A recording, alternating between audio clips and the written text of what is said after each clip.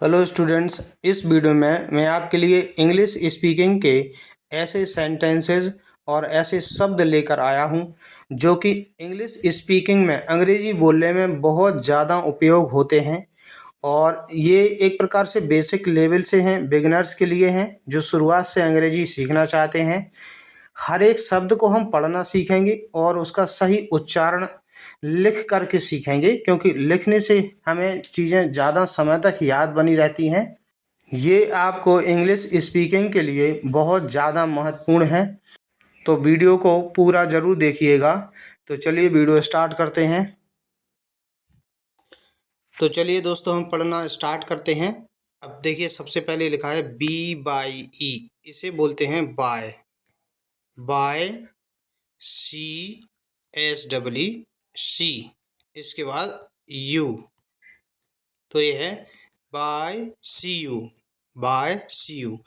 Bye means होता है अलविदा, सी यू मतलब फिर मिलेंगे। तो जब हम किसी से दूर होते हैं, बिछड़ते हैं, तो हम उसको ये बोल सकते हैं बाय सी यू, ऐसे बोलते हैं बाय सी यू। अलविदा, फिर मिलेंगे। सी यू मतलब फिर मिलेंगे। या ये बोला जाता है जैसे हम अगले दिन मिलने वाले हैं, तो सी यू टुमारो। ये है टुमारो, तो ये क्या है, सी यू टुमारो। सी यू मतलब आपसे मिलेंगे, टुमारो यानी कि कल। सी यू टुमारो यानी कि कल मिलेंगे। सी यू टुमारो, तो कल अगर आप मिलना चाहते हैं, कल की बात हो, तो आप सी यू टुमारो बोल सकते हैं। इंग्लिश स्पीकिंग के काफ़ी अच्छे सेंटेंस हैं, शॉर्ट सेंटेंस। इनको ज़रूर आना चाहिए। इससे आपको इंग्लिश स्पीकिंग में एक एक शुरुआत जो होती है, उसमें आपको काफ़ी ज़्यादा मदद मिलेगी। गुड गुड डे, ये भी आप बोल सकते हैं किसी से, मतलब अलविदा लेते समय गुड डे के मतलब आपका जो दिन है वो अच्छा हो। गुड डे, आपका दिन अच्छा हो। गुड नाइट, गुड नाइट, ये भी अलविदा का ही शब्द है। जैसे आप किसी से रात में मिलते हो, ठीक है, रात को 7-8 इतने बजे, और उससे जब दूर दूर बिछड़ते हैं, तो हम उसको बोल सकते हैं गुड नाइट। गुड नाइट मतलब शुभ रात्रि, शुभ रात्रि। इसके बाद good luck. Good luck, good luck का मतलब आपका भाग्य अच्छा हो। लक मतलब भाग्य। कोई व्यक्ति जैसे मान लो कि खेल प्रतियोगिता में जा रहा है, अब आपको शुभकामनाएं देनी है कि आप जाएं और जीतें, आपका भाग्य अच्छा हो, गुड लक। या पेपर देने जा रहा है, तो हम उसको बोल सकते हैं गुड लक, गुड लक। या बोल सकते हैं good luck, good luck to you, good luck to you, आपका भाग्य अच्छा हो। इसके बाद आगे all the best. All the best, तो ऑल द बेस्ट कब बोला जाता है, जैसे आपका कोई भी परिवार का सदस्य है या फ्रेंड है, जैसे वो पेपर देने जा रहा है या कोई प्रतियोगिता में भाग लेने जा रहा है, तब उसको आप बोल सकते हैं ऑल द बेस्ट, कि मतलब आप जाओ, आपका जो काम है वो सफल हो जाए, तो आप उसको ऑल द बेस्ट बोलते हैं। ये काफ़ी ज़्यादा यूज़ होने वाला वाक्य है, ठीक है। कोई भी व्यक्ति अगर अपना काम करने जा रहा है, हम उसको कहना चाहते हैं कि आपका जो काम है वो सफल हो, तो उसको आप क्या बोलेंगे, ऑल द बेस्ट। इसके बाद गुड। गुड, गुड मतलब अच्छा। किसी की प्रशंसा करने के लिए, किसी के काम की प्रशंसा करने के लिए हम उसको गुड बोलते हैं। या बोल सकते हैं, और ज़्यादा प्रशंसा करना चाहते हैं, तो हम बोलेंगे वेरी गुड। वेरी, ये है वेरी गुड। वेरी गुड यानी कि बहुत अच्छा। वेरी गुड, वेरी गुड यानी कि बहुत अच्छा। इसके बाद नेक्स्ट वेरी नाइस। ये भी हम बोल सकते हैं। नाइस माने भी अच्छा होता है, वेरी नाइस, वेरी नाइस। या उसको बोल सकते हैं आपका जो काम है वो अच्छा है, तो हम बोलेंगे nice work, nice work, WORK, work. Next, good work. Good work, work means काम, तो काम की तारीफ करने के लिए हम ये भी बोल सकते हैं good work, good work. English में सही उच्चारण आना बहुत ज़रूरी है, इसी से हम अंग्रेजी अच्छे से बोल पाते हैं। इसके बाद आगे गुड बॉय। कोई लड़का है, उसकी तारीफ करने के लिए हम उसको क्या बोल देंगे, गुड बॉय, गुड बॉय। या लड़की है तो good girl, good girl, good girl. इस तरीके से हम उसको बोल सकते हैं। अगला दैट्स, इसको पढ़ते हैं दे, दैट्स।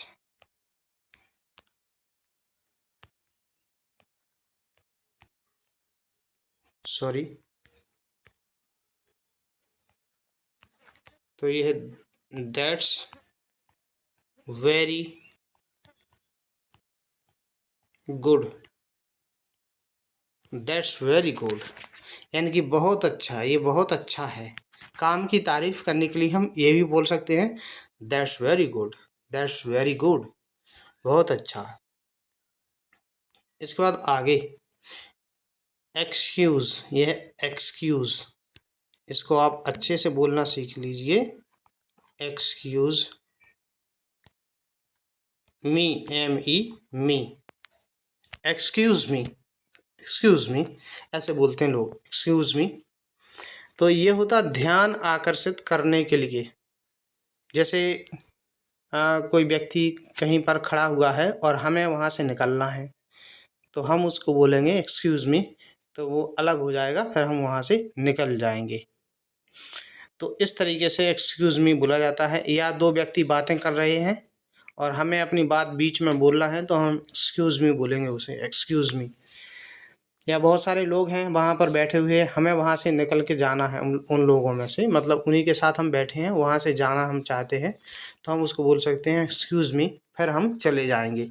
तो ये काफ़ी ज़्यादा अच्छा शब्द है, कई जगह यूज़ किया जाता है एक्सक्यूज़ मी। या किसी ने कुछ हमसे कहा और हमने सुन नहीं पाया सही से, तो हम उसको बोलेंगे एक्सक्यूज़ मी, मतलब इसको दोबारा कहिए, या मैं सुन नहीं सका, कृपया दोबारा कहिए, एक्सक्यूज़ मी। या माफ़ी मांगने के लिए भी एक्सक्यूज़ मी का प्रयोग किया जाता है। इसके बाद हे, हे यानी कि अरे, ठीक है, अरे। जैसे कोई व्यक्ति है, उसे हम बुलाना है हे, तो हम ऐसे बुलाते हैं। या उसको ये बोल सकते हैं हे, हे यू, हे यू, अरे तुम, इस तरीके से। उसके बाद सॉरी। अब देखिए सॉरी, ये क्वेश्चन मार्क लगा है, तो इसका मतलब सॉरी। जैसे किसी ने हमसे कुछ कहा, हम ठीक ढंग से नहीं सुन पाए, तो हम उसको बोलेंगे सॉरी, मतलब मैं आपकी बात सही से नहीं सुन पाया हूँ, इसे आप फिर से बोलिए। तो आप उसको इंग्लिश में ऐसे बोल सकते हैं सॉरी, इस तरीके से बोला जाता है। इसके बाद आगे आई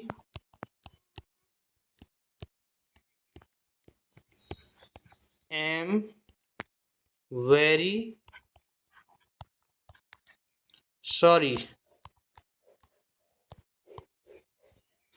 आई एम वेरी सॉरी, मतलब मुझे बहुत ज़्यादा खेद है, मुझे बहुत ज़्यादा दुख है इस बात का। तो ये माफ़ी मांगने के लिए होता है। अगर हमने कोई गलती कर दी, तो हम किसी से माफ़ी मांगना चाहते हैं, तो हम उसको बोल सकते हैं I am very sorry, I am very sorry. आगे आई एम सो, SO सो, उसके बाद सॉरी। तो आई एम सो सॉरी, मतलब मुझे बहुत ज़्यादा दुख है, मुझे बहुत ज़्यादा खेद है। ये भी माफ़ी मांगने के लिए बोला जाता है। I am so sorry, I am very sorry बोल दो या आई एम सो सॉरी, एक ही बात है। इसके बाद sorry, I am late. Sorry, I am late मतलब मुझे खेद है, मुझे दुख है। आई एम लेट, मैं लेट हूँ। तो अगर हम लेट हो चुके हैं तो हम ये बोल सकते हैं किसी से भी, sorry I am late. Sorry I am late, अपने दोस्तों से या कहीं हमारे जैसे सर हैं तो उनसे भी हम बोल सकते हैं सॉरी आई एम लेट। इसके बाद या हम उसको ये भी बोल सकते हैं आई, उसके बाद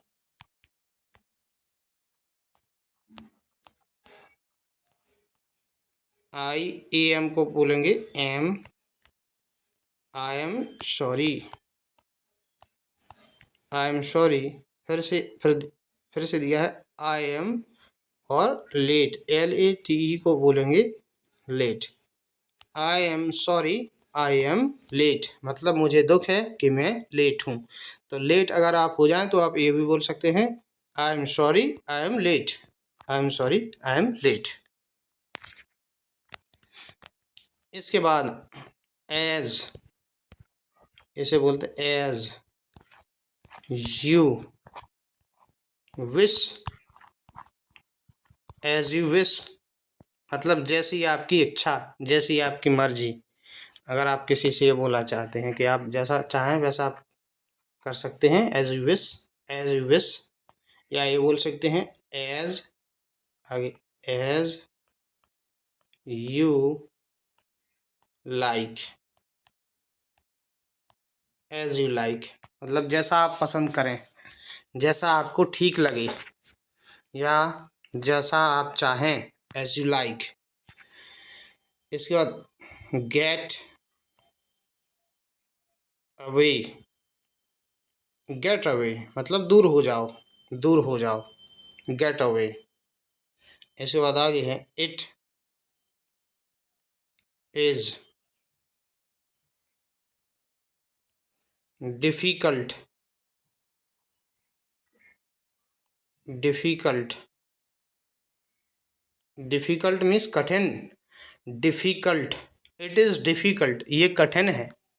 अगर आप ये बोलना चाहें, जैसे कोई सवाल है, अगर आप बोलते हैं कि ये कठिन है तो इंग्लिश में क्या बोलेंगे, it is difficult, it is difficult. Next stand up,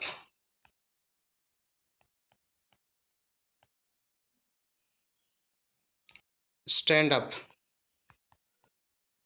stand up मतलब खड़े हो जाओ, खड़े होने के लिए क्या बोल सकते हैं, स्टैंड अप, स्टैंड अप खड़े हो जाओ, stand up. Next sit down, sit down मतलब बैठ जाओ, बैठने के लिए अगर आप बोलेंगे तो क्या बोलेंगे, सिट डाउन बैठ जाओ। कम, कम हियर, कम हियर मतलब यहाँ आओ, कम हियर यहाँ आओ। गो जी ओ, गो देयर, गो देयर वहाँ जाओ, गो देयर वहाँ जाओ। लिसन, इसे हम लिसन पढ़ते हैं, ठीक है ना, लिस्टन नहीं पढ़ते हैं, इसमें टी होता है ये, तो लिसन ही पढ़ते हैं, लिसन टी ओ टू, उसके बाद M E me, listen to me मतलब मेरी बात सुनो। अपनी बात किसी को ये कहने के लिए कि मेरी बात सुनो तो हम उसे बोलेंगे listen to me, listen to me. After you, after you मतलब पहले आप, पहले आप। जैसे कोई कहीं पर लाइन लगी हुई है कि कोई वृद्ध व्यक्ति है, आप चाहते हैं कि ये इसका काम पहले हो जाए तो आप उसको बोल सकते हैं पहले आप, यानी कि आफ्टर यू, ठीक है ना। इसको हम बिफोर यू नहीं बोलते हैं क्योंकि बिफोर मीन्स पहले होता है, बिफोर यू नहीं बोलेंगे, ठीक है ना। आफ्टर यू का मतलब होगा कि मतलब मैं अपना काम आपके बाद कर लूँगा, आफ्टर यू मतलब पहले आप। इसके बाद come on, follow me, come on आओ, follow me, come on follow me. तो कोई व्यक्ति है, जैसे अगर हम उसको कहना चाहते हैं, उसको कोई काम सिखाना चाहते हैं, ठीक है, तो हम उसको बोलेंगे कम ऑन फॉलो मी, मतलब आओ मेरा अनुसरण करो, मतलब जैसा मैं करता हूँ वैसा ही करो, कम ऑन फॉलो मी। इसके बाद आगे, I promise, I promise, promise means वादा करना, ठीक है, जैसे किसी से काम का वादा करते हैं, ठीक है मैं आपका ये काम जरूर कर दूंगा, अवश्य कर दूंगा, आई प्रॉमिस, आई प्रॉमिस। इसके बाद प्लीज, सिट, तो किसी को आप बैठने के लिए बोलना चाहते हैं, आपसे बड़ा है उम्र में, तो आप उसको क्या बोलेंगे, प्लीज सिट, प्लीज सिट, कृपया बैठ जाओ, कृपया बैठ जाओ। आगे, I quit, quit, the, THE को बोलेंगे द, JOB यानी कि job. I quit the job, quit मतलब छोड़ देना, जॉब मतलब जॉब, मैंने जॉब छोड़ दी, तो आप उसको क्या बोलेंगे, जॉब छोड़ने के लिए क्विट, क्विट बोला जाता है, छोड़ना। आई क्विट द जॉब मतलब मैंने जॉब छोड़ दी। अगला, send him, send him the, THE the message, send him the message मतलब उसे मैसेज भेजो, उसे संदेश भेजो। इसके बाद आगे, पुट ऑफ, आगे है पुट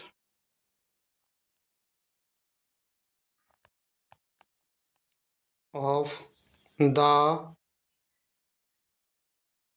लैंप, मतलब लैंप बुझा दो, put off the lamp, lamp बुझा दो।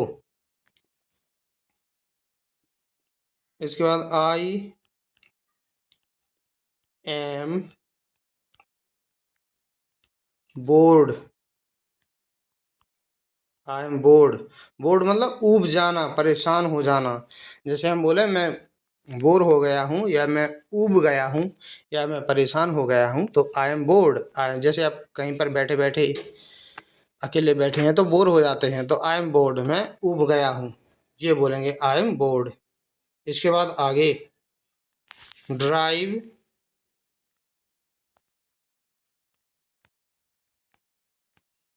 ड्राइव, स्लोली, स्लोली,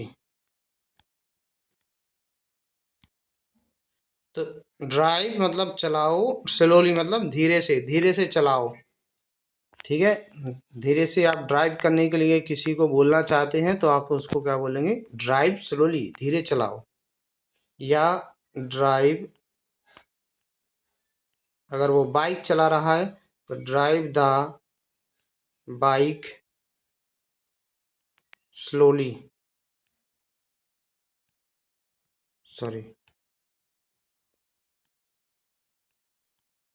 स्लोली, या उसको आप ये भी बोल सकते हैं, ड्राइव द बाइक स्लोली, मतलब बाइक को स्लोली चलाओ, धीरे चलाओ, बाइक को धीरे चलाओ, ड्राइव द बाइक स्लोली। आगे, will you meet me tomorrow,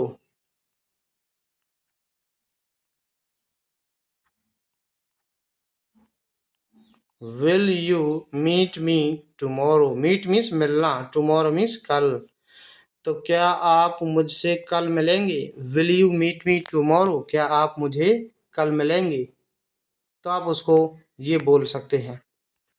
तो इस तरीके से इंग्लिश स्पीकिंग के ये काफ़ी इम्पोर्टेंट सेंटेंस कंप्लीट होते हैं। अगर आपको वीडियो पसंद आई है इसे लाइक कीजिए, इसी तरह की और वीडियोज़ के लिए इस चैनल को सब्सक्राइब कर लीजिए। वीडियो देखने के लिए धन्यवाद।